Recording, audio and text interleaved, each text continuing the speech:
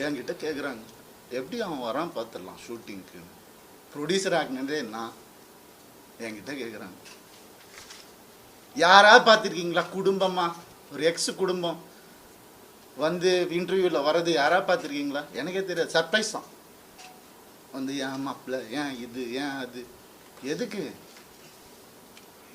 நான் பாட்டுக்கு தானே இருந்தேன், அப்படியே போயிருக்கலாமே. எதுக்கு சுரண்டி சுரண்டி சுரண்டி ரத்தம் வர்ற அளவுக்கு, உயிர் போகிற அளவுக்கு சுரண்டு நான் என்னங்க பண்ணுறது ஒரு மனுஷன்? எனக்கு இப்படிலாம் பேச தெரியாதா?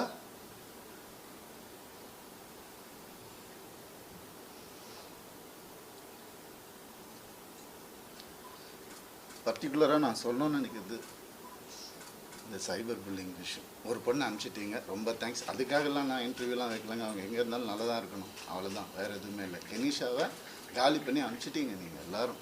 சைபர் புல்லிங் உங்களெல்லாம் நான் சும்மாவே விட போகிறதில்ல. என் அண்ணனுக்கு நடந்ததுனால, தம்பிக்கு நடந்ததுனால நான் இதான் பண்ணுவேன். ஏன்னா நான் யாருன்னு தெரிஞ்சவங்க சில பேர் மட்டும்தான், நான் உண்மையாக யாருன்னு தெரிஞ்சவங்க எனக்கு சப்போர்ட் பண்ணுறவங்க. எந்த ஹீரோவாது இன்னொரு ஹீரோவை பற்றி சொல்லுவான், நான் அவன் மனசால கூட யாருக்கும் கெடுதல் நினைக்க மாட்டான். என் கார்த்தி சொன்னான், நான் யார் பேரையும் எடுக்க விரும்பலை.